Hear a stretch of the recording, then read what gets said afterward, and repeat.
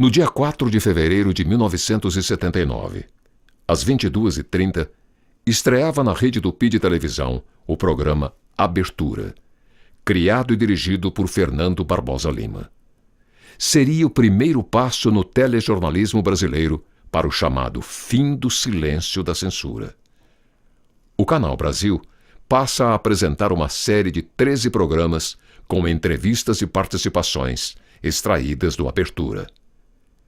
Pela importância jornalística dessas gravações, realizadas há 35 anos, e prejudicadas tecnicamente pelo tempo, vamos apresentá-las na íntegra.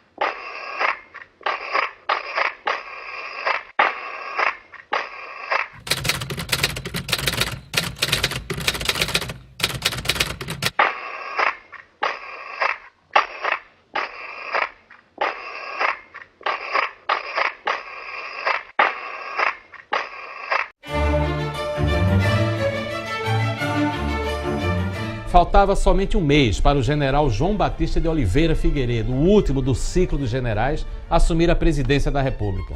O mandato do general Ernesto Geisel, que entre avanços e recuos promoveu a abertura política, estava para terminar.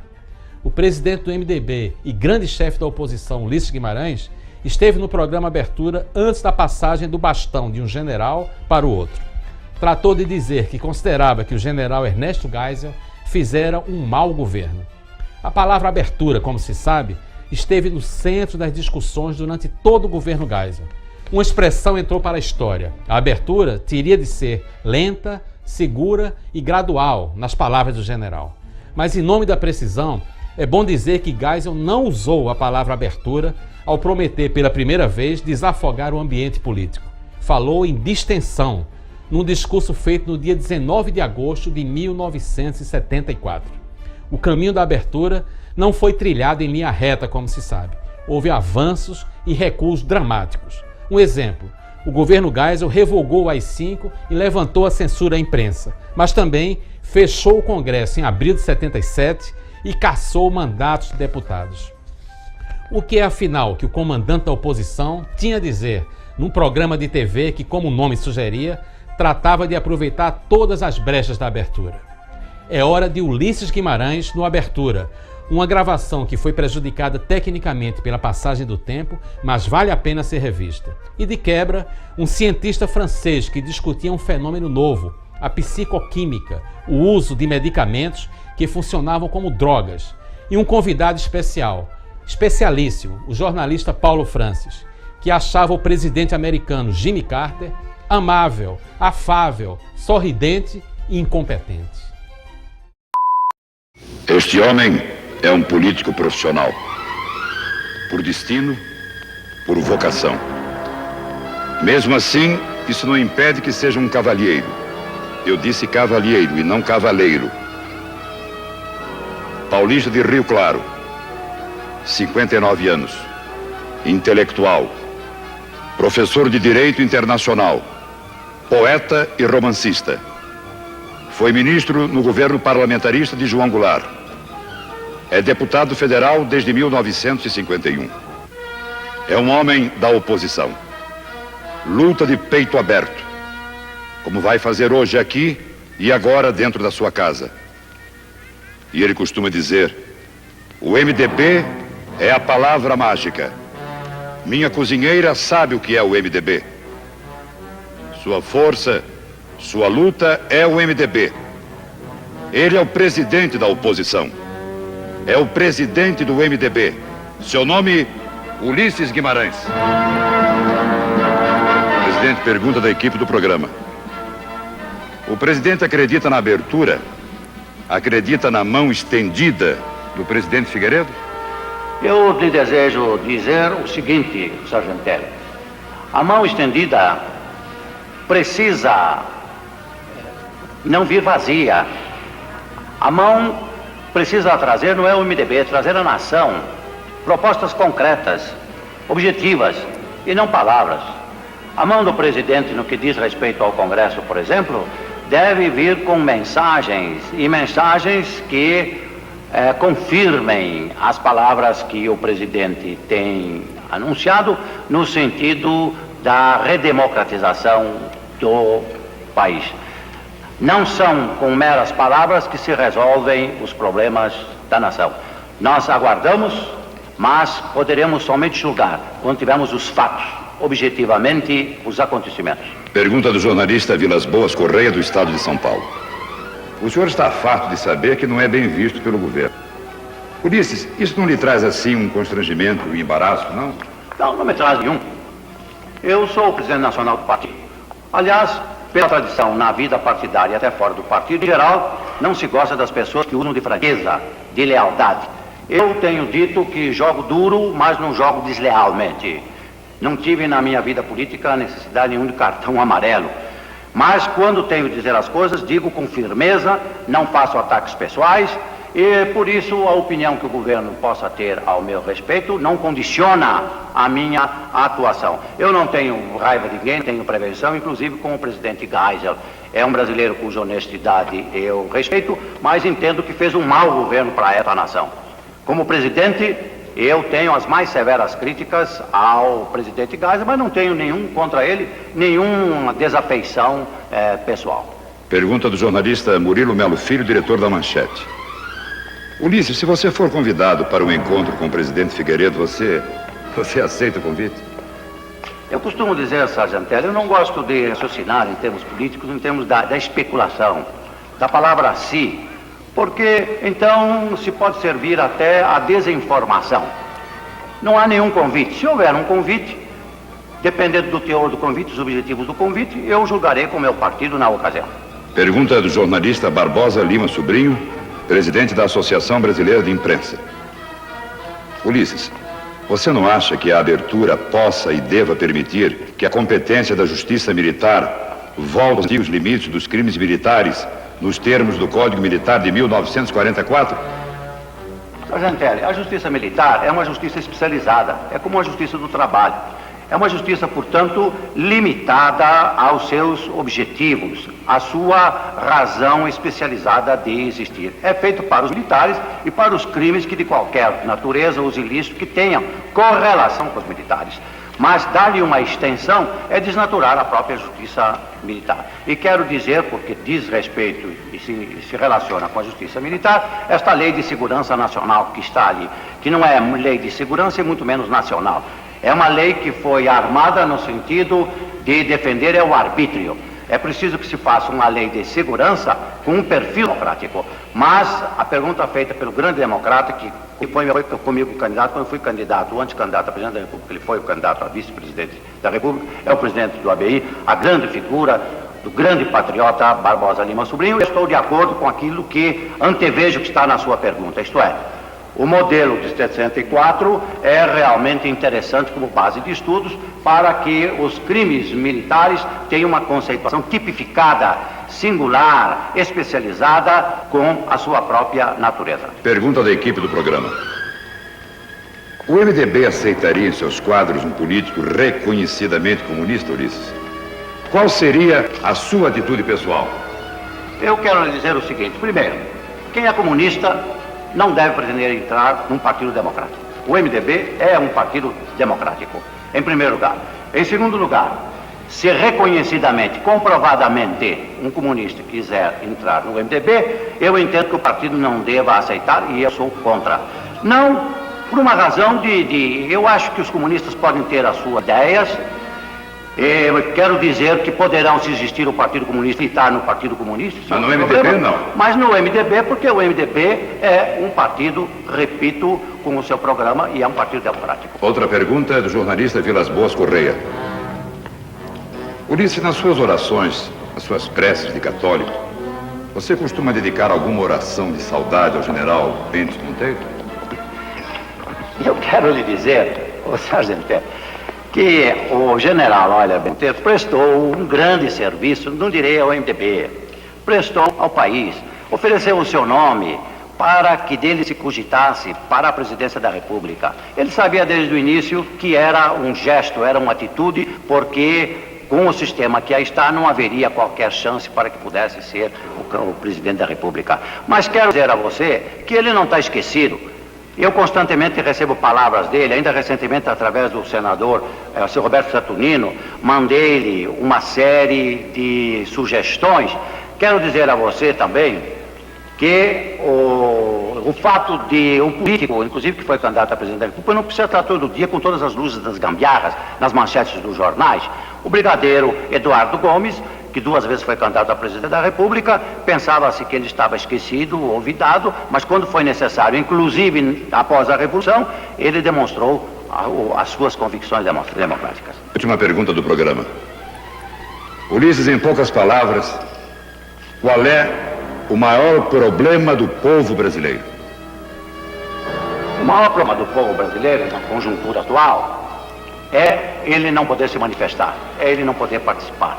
É ele não ter sindicatos inteiramente livres e autônomos. Há uma tentativa para que isto ocorra agora.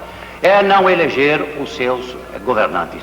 Porque a democracia, repetimos aqui, é o caminho para que o povo possa realmente modelar a política, a economia, a sociedade com a sua participação e a delegação expressa e direta dos governantes. Ao lado disso, e para terminar, porque essa pergunta é muito profunda e muito importante, não é só a democracia formal, para que amanhã o povo possa eleger, por exemplo, o presidente da República. É preciso uma democracia de conteúdo social. É preciso que o homem seja mais importante que o Estado, mais importante que o desenvolvimento. É preciso modelar, fazer perfil da sociedade brasileira, do Estado brasileiro, principalmente, do governo brasileiro, em função do homem. Em uma palavra, é preciso dar alimento, dar casa, dar educação, dar salário, e isto só se consegue, a lição histórica que está aí, quando nós tivermos verdadeiramente uma democracia. O povo criando, o povo sendo a origem do poder e do governo, e o povo fiscalizando, o povo podendo pôr no olho da rua os governos, como aconteceu, por exemplo, nos Estados Unidos da América do Norte. Um homem que podia fazer explodir a humanidade com a bomba atômica, Nixon, não resistiu à opinião pública. A opinião pública acionada pelos jornais do Washington Post e acabou pedindo a demissão, porque senão o impeachment seria inevitável. Isto, eu acredito, que é o grande problema do povo, que é o periférico, marginalizado, esquecido. Ele tem que ser autor da história, da vida brasileira, e não ficar relegado, marginalizado, esquecido, ser meramente objeto passivo da história e dos governos autocráticos que aí estão. Boa noite, deputado Ulisses Guimarães, presidente nacional do MDB. Boa noite. A droga é um assunto tabu mesmo nos Estados Unidos, onde mais de 40 milhões de pessoas se drogam. Aqui na França, nos últimos 10 anos, o número de viciados aumentou em 350%, a ponto do governo ter criado quase um ministério para se ocupar desse assunto. Existe um ministro que se ocupa só do problema da droga. Claude Olivenstein, o nosso entrevistado de hoje, é uma das maiores autoridades mundiais no assunto. Agora, ele não é um médico careta, ele é um psiquiatra que se ocupa 24 horas por dia desse problema, e o centro que ele dirige aqui em Paris já passaram mais de 10 mil drogados. Há quase 20 anos que ele se ocupa da droga aqui na França. Claude Olivenstein, por que as pessoas se drogam cada vez mais?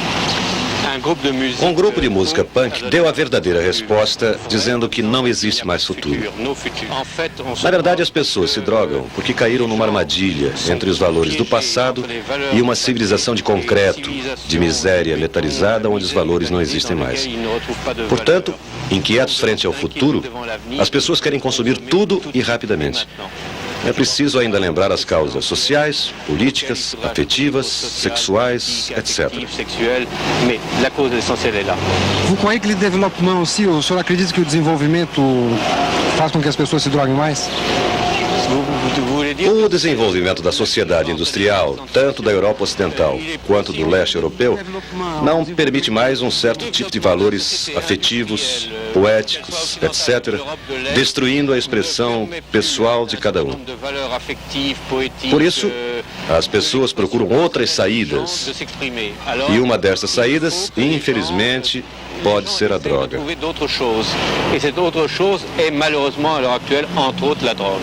O senhor poderia classificar as drogas, ou seja, drogas duras e drogas suaves? Realmente existe uma tendência em classificar as drogas entre duras e suaves, e de fato existem drogas mais perigosas do que outras. Mas a verdade, este é um falso problema, porque a droga é o reencontro de uma personalidade, de um lugar, de um produto e de um momento sociocultural. Um exemplo claro. Aqui na França, beber não é um problema, enquanto na Arábia Saudita o álcool é proibido e considerado como uma droga. Portanto, o momento sociocultural, a sociedade, desempenha um papel muito importante. E ainda a forma como se toma a droga é tão importante como a classificação feita num laboratório. E a façon de prendre la drogue est aussi importante que la classification dans le laboratoire. O senhor é contra ou a favor uma legalização das drogas? Este é um problema muito difícil e eu só posso dar uma resposta para o momento atual. No período atual, eu sou contra a legalização porque nossa sociedade está sempre em perigo. Por outro lado, eu sou contra a prisão de rapazes e moças que se drogam, porque a prisão nunca foi uma solução para quem se droga. Mas eu sou contra a legalização porque a legalização é um meio de fragilizar a sociedade. Na França, por exemplo, a toxicomania número 1 é o alcoolismo. Mais de 4 milhões de alcoólatras, com 30 mil mortes por ano. Por isto, na circunstância atual, não se pode defender a liberalização das drogas. Alors, je crois pas qu'on puisse être pour la légalisation dans les circonstances actuelles. E l'avenir, e o futuro, você é otimista? Só posso ser pessimista por diferentes razões. De qualquer forma, nós entramos na era da psicoquímica. E mesmo que a droga ilegal ou as formas arcaicas da droga desaparecessem por alguma razão, a sociedade inventou a psicoquímica como os medicamentos que servem de drogas legais, impedindo o cidadão de manifestar seu inconformismo. Merci. Meu entrevistado de hoje é o polêmico jornalista Paulo Francis, um dos fundadores do Pasquim e da primeira revista Senhor, crítico de cinema e crítico de arte, articulista de política nacional e comentarista de política internacional, atualmente representante da Folha de São Paulo nos Estados Unidos e membro do corpo de imprensa da Casa Branca. Paulo Francis, por que você foi para os Estados Unidos há quanto tempo? Eu fui há 8 anos porque... Em 1900, aliás, vou fazer 8 anos, né? Porque em 1971 nós estávamos sob o governo Médici e eu escrevia sobre política nacional. Mas a censura era tão rigorosa que realmente não havia nada que eu pudesse fazer que me satisfizesse. Então, como eu também escrevia sobre política internacional, eu resolvi ser correspondente em Washington, porque lá é o centro do mundo, né? O centro dos acontecimentos, e fui ficando. Você acha que os Estados Unidos são uma grande democracia?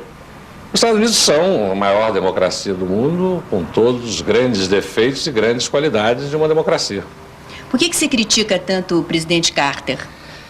Olha, francamente, porque eu acho que desde James Buchanan, 1856, 1860, foi o presidente antes da Guerra Civil, ele é o presidente mais incompetente que os Estados Unidos teve. Mas como, Francis? Dá um exemplo de incompetência dele. Vou dar um exemplo relativo ao Brasil.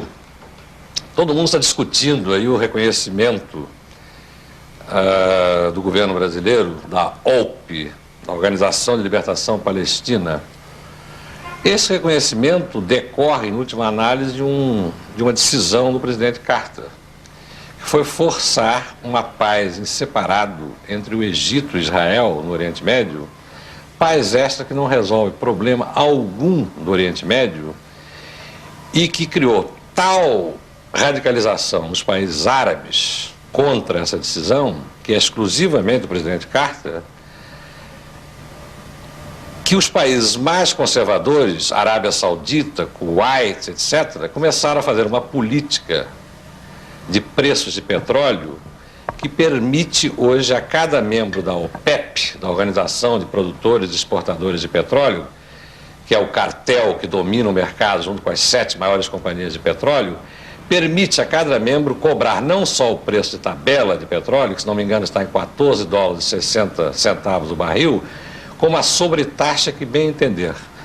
Bom, com a grande fome que há de petróleo no mundo, agravada pelo fato de que o Irã é um país hoje que politizou totalmente a exportação de petróleo, quer dizer, ele só exporta petróleo para quem lhe agrada, o preço do barril do petróleo está oscilando entre $14 e $22.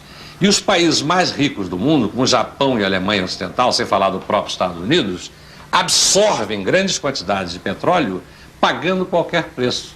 Inclusive Japão e Alemanha Ocidental, porque tiveram suas moedas muito valorizadas em relação ao dólar nos últimos anos. Portanto, para eles, pagar $20 ou $22 por um barril de petróleo não é muita coisa. Para nós, cuja moeda se desvaloriza constantemente em relação ao dólar, é uma desgraça. O Brasil iria parar. Aliás, o ministro da Energia insinuou isso. Porque, por exemplo, em 1978, o nosso consumo cresceu em 6%.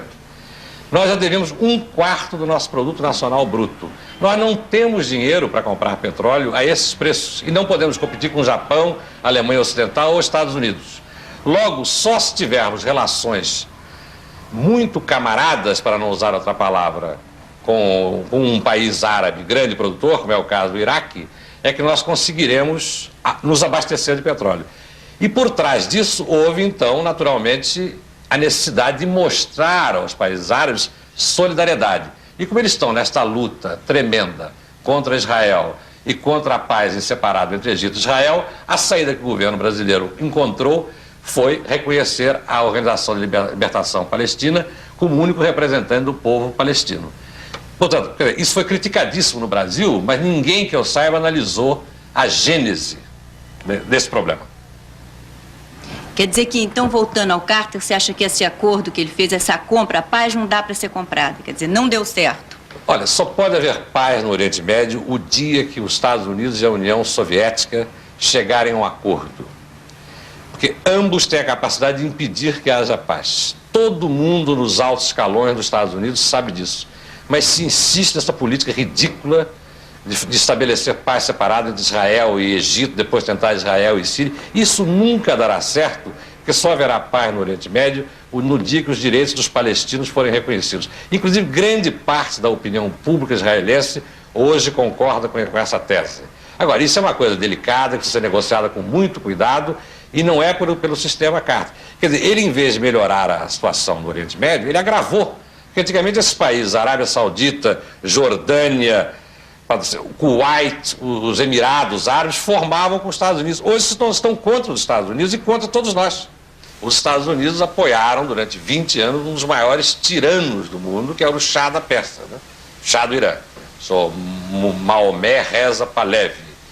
Bom, esse cavaleiro é um dos maiores torturadores. Num relatório da Anistia Internacional, eles descrevem o estado no Irã, o estado de violência no Irã, como além do crível. É a expressão literal. Bom, de repente começa aquela revolta e os Estados Unidos continuam apoiando.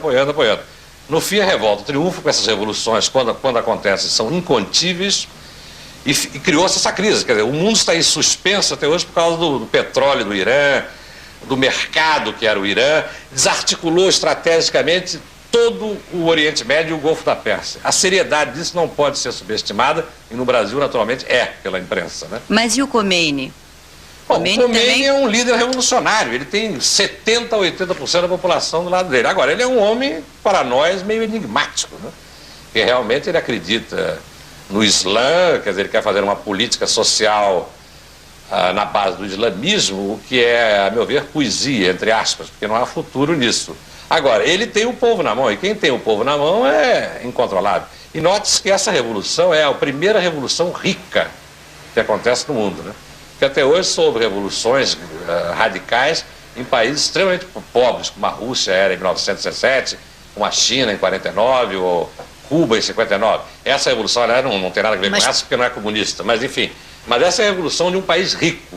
O Irã pode ter uma renda de 20 bilhões de dólares só de petróleo. Portanto, se o Khomeini souber explorar os recursos, se ele formar um governo que combine o islamismo com social-democracia, a revolução terá sucesso. Caso contrário, cedo ou tarde, ou nós teremos uma radicalização de direita ou uma radicalização de esquerda. Mas não está havendo já muito protesto dentro do Irã mesmo contra esses julgamentos sumários, essas condenações à morte, assim, sumárias? Bom, eu sem direito à defesa? Eu, evidentemente, acredito, em primeiro lugar, não acredito em pena de morte, e, em segundo lugar, eu acho que todo mundo tem direito a um julgamento honesto e legítimo.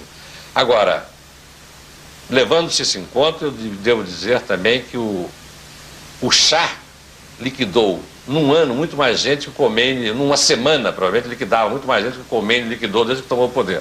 Agora, acontece que no tempo do Shah não se noticiava.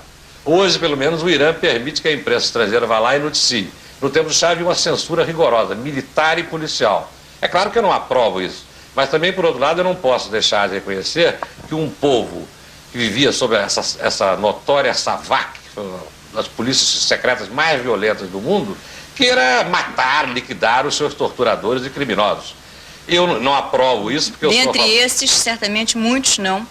Eu vi outro dia no jornal que 2 tinham sido condenados à morte por blasfemarem contra Alá. Bom, então a história. Eu pessoalmente acho que não há nenhum problema em blasfemar contra nenhuma religião, mas isso é uma questão de gosto. Você acha que o presidente Carter vai ser reeleito? Bom, isso é uma coisa que ninguém pode predizer no momento, mas todas as pesquisas indicam que a popularidade dele é baixíssima, principalmente no setor que eu mencionei, competência. Pessoalmente, há muita gente que simpatiza com ele, não há por que não simpatizar, porque ele é uma pessoa afável, amável, etc., sorridente, como todo mundo sabe, mas se, por exemplo, ele disputasse as prévias com o Ted Kennedy, ele seria espancado tranquilamente, né, no Partido Democrata. Você acha que isso vai acontecer? Eu acho que se o governador da Califórnia, que se chama Jerry Brown, entrar nas prévias e derrotar o Carter, o que também é provável, aí o Ted Kennedy entra, porque o Ted Kennedy não quer que o Jerry Brown seja presidente dos Estados Unidos. Mas se o Carter derrotar o Jerry Brown, eu tenho a impressão que o Kennedy apoiará o Carter em troca de concessões do Carter a programas de bem-estar social do Kennedy. E sem o Kennedy, o Carter não se reelege presidente dos Estados Unidos. Logo, ele terá que ceder ao Kennedy. Francis, e a política externa brasileira? Bom, eu acho que a política externa brasileira, desde o presidente Geisel, ela tem me impressionado favoravelmente. Quer dizer, essa coisa que se chama agora pragmatismo responsável, nada mais, nada menos do que nós chamávamos em 1962 de política externa independente e que conta com todo o meu apoio, porque o Brasil aprendeu finalmente que nenhum país tem amigos, todo país tem interesses. Então, quando o Brasil reata com a China, ela está reatando não por fantasias ideológicas comunistas ou anticomunistas, mas porque interessa ao Brasil. E o Brasil já está vendendo 300 milhões de dólares à China por ano e comprando 6 milhões. Se o Brasil reatar com Cuba, Cuba será um mercado para o nosso parque industrial. Não é para que nós adotarmos o fidelismo, inclusive seria uma coisa ridícula, que o Brasil é um país semi-industrializado e Cuba é um país que não é industrializado. Mas nós podemos manter relações cordiais à distância e vender muita coisa para Cuba. Se essa é a intenção do governo, poderá contar com todo o meu apoio, embora eu não apoie o governo em si. Abertura. Democracia. Um Brasil livre para brasileiros livres. O programa de quem sabe, como você, compreender o mundo de hoje e ver o mundo de amanhã. Boa noite.